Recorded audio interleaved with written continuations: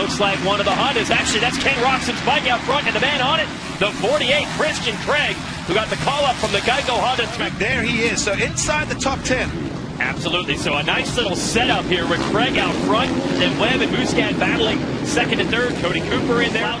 Right now we're watching Craig on the red machine trying to get away the orange. 25 of Musquin in second, and then Cooper Webb in third of the number 2. Rode a 450 in Supercross this year, and twice rode a 450 in Europe as part of Team USA's Motocross of Nations effort. But it's a little different when you're doing it out here. Grant on the 33 has come up next. He is in 5th. Christian Craig leads. How about the KTM keys to the moto? Yeah, went a quick start there, but obviously rode like a veteran. He's making that Yamaha very wide right now and making it awfully hard for Tomac to get him. Did Tomac finally make it happen? He did. Fans cheering as well. We have a battle for the lead starting to brew. Christian Craig on the 48. Can he hold off Musquin on the 25 up? How long can he hold on? Craig did very well on the 450. I think the way his style is. Oh no! Craig looking like by the end of the day. Musquin out front, Tomac second. And Webb trying to keep Tomac in sight. And Tomac's last one around, Musquin was 1/10 quicker than Tomac, but it's changed in a hurry. Tomac has closed it right down through the years. And everyone remembers the ride he put in 2015 when he won the second moto at this track by over 1 minute. Way around. And go. Usually he'll have to go the long way around. And Tomac's able to do that, though, if he has to. What he used to get around Webb for second. Hug it inside. He knows what Tomac wants to do. Not going to let it happen.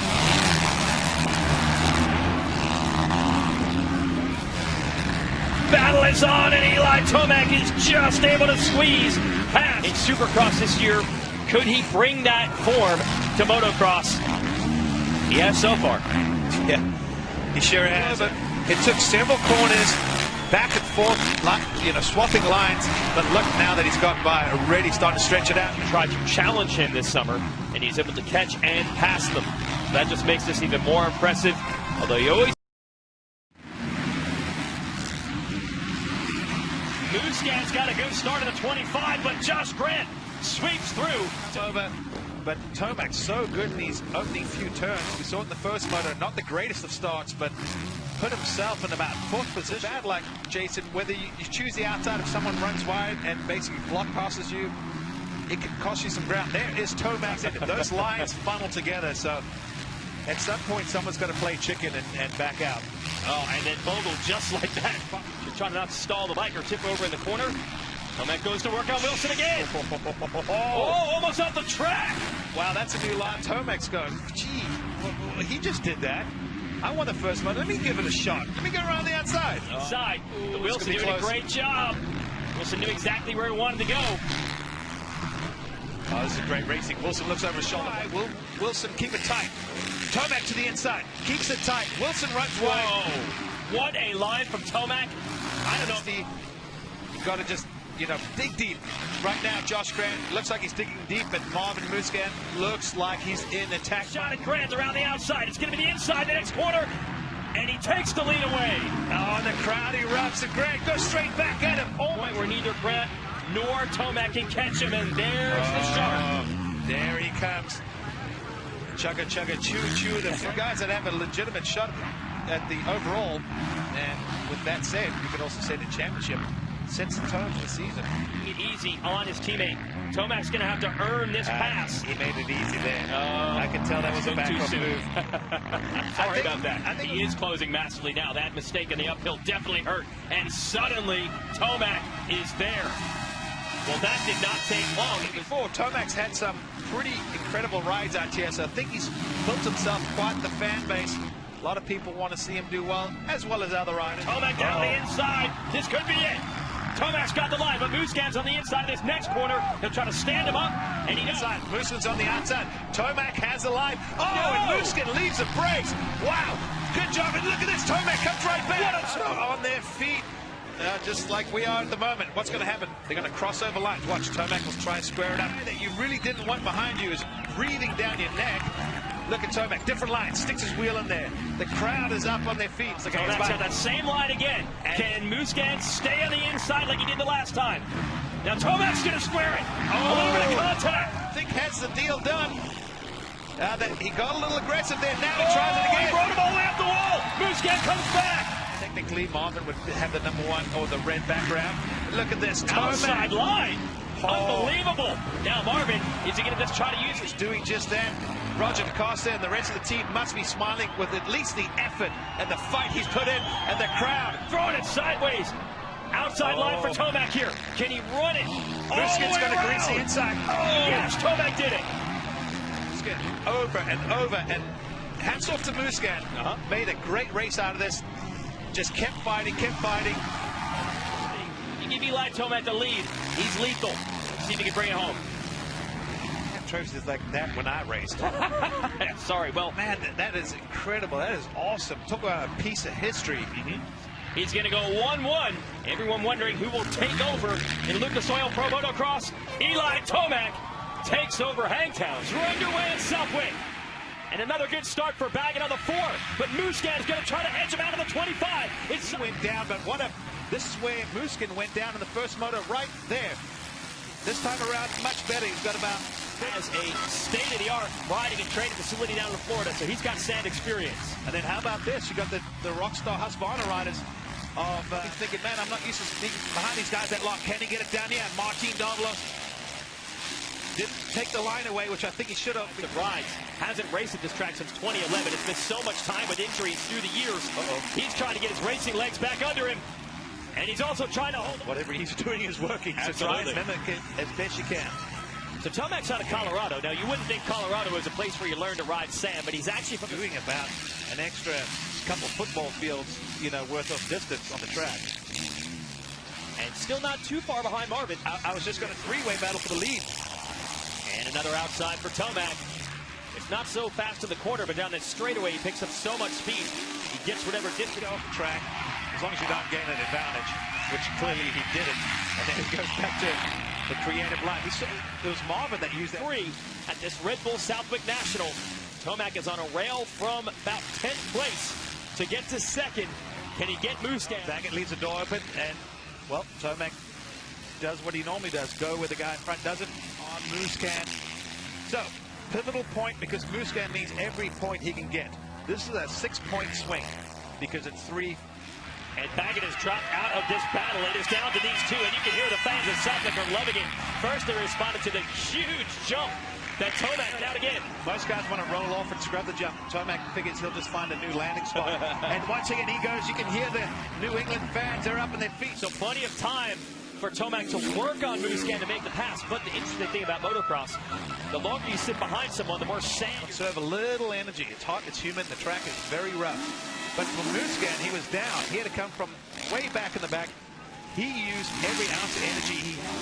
Motocross so demanding, and this sand track may be the most demanding of all. Tomac still using the outsides. There's that big jump the crowd likes. He's going to try to rail around the outside. Pretty good. Musquin is pushing it. For him, he's very cool, calm, and collected. But Tomac just looks like a rubber band that just wants to, get shot. And he's got the inside. He throws it sideways on the jump. No, he lands too rough. Digs into the soil. Musquin still got the inside. Tomac just... Musquin, but we said, like you said, the friendly Frenchman is going to go the long way around. He's not giving up. Love this fight. Absolutely, and this is something we haven't seen. And mistakes for both of them. Yeah, a little mistake from Tomac, but right when that happened, Musquin got a little squirrely coming out of there. It would not surprise me if someone maybe, washes out, meaning lose some traction in the corner and tip over. Well, now he's got clear track. He can run the lines that he wants to run. He's choosing some outside in some areas, and he's going to aggravate that knee injury because it doesn't look, the shroud's a little loose. I wonder if he fell. I don't see any. He's got the leg hanging off. Oh, the bike looks twisted. The bike looks twisted. He looks like he went down. He had to get into the mechanics area, and is he hurt? Gets a little awkward bounce, and watch this right towards the hospitality area.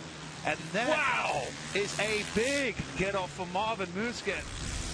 I don't know if he's shaken up or re-injured. Certainly the bike is twisted. That's his wife, Matilda there talking to him. Seated so far. For the 2nd year in a row, Eli Tomac owns Southwick, Massachusetts. And end up 2nd. You can hear the crowd. They are fired up here in New England. And Tomac gets pinched off. Marvin Musquin going to lead them in and out of the first turn. Davalos in the 30 battling it out with Sealy. Bogle going to try again on Marvin. He's on the outside. Oh, he stuffs it in that run. Holds up Tomac.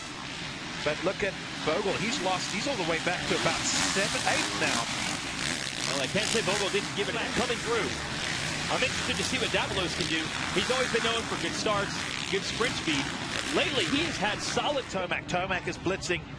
You can see Martin getting that rhythm, jumping through that three at a time, but that might not be how the way you get it done. He's going to as well. This should be fun to watch. This is what we want to see. The best of the best up front. He held him up. He's at 11. Sealy now going to work on Davalos. So as well as Davalos is riding, even that top three, even the Sanford. And listen to those fans. They love this right now to see these two hooking it up. And Tomac is closing slightly on Musquin. So let's see how they play the whoops. Marvin the inside. Tomac on the outside. Almost exact opposite of last round. Look at that wheel tapping from Marvin. Adventure out. Oh, the battle is beginning to brew here. Tomac closing back up on Marvin Musquin as they drop downhill. Tomac's had a bad start, had to come through the pack, or Marvin Musquin has had that injury which has been holding him back. So for this is a natural one-on-one. Yeah, the crowd, they're loving this. Two heavyweight, it's like a heavyweight boxing match. Everyone's waiting. Right now they're sizing each other on, seeing some punches being thrown. Behind them you have Sealy ahead of Davalos and Wilson. Another good start for him. He is 5th. Craig 6th.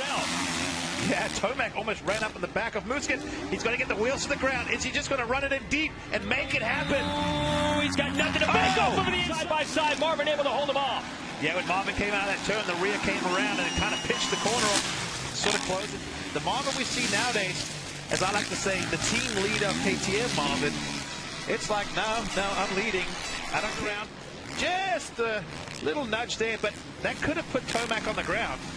If Tomac didn't check up, well, that's a good question. I think everyone thinks and handles things differently. And, you know, in the past with Marvin, I always thought, oh, you know, there's his mechanic, Frankie, saying, yeah, go strong. You know, the fist pump. They have a great relationship, those two. They're almost like a section at the top. Marvin's got the gap back to 1 second over Tomac. See if Tomac can close back in. Sealy still. Well, Marvin almost went over the falls there, able to get the fight back underneath him. Yeah, that was an awkward rebound. But that's the kind of thing you're talking about. Sports Gold, that's how you can watch every single moto and practice every Saturday morning, as well as archives and other great features. That's NBC Sports Gold. Came together. It was a mistake by Musquin, swept right into the line from Tomac, and it has not been the same Tomac since. He's been good. 3-second lead now over Tomac. Man, the way Tomac caught him, the way Tomac challenged him, it almost seemed inevitable. When a guy comes across you off the drop-off, it'll always, oh, look at this guy. He's having fun. Unbelievable, Marvin.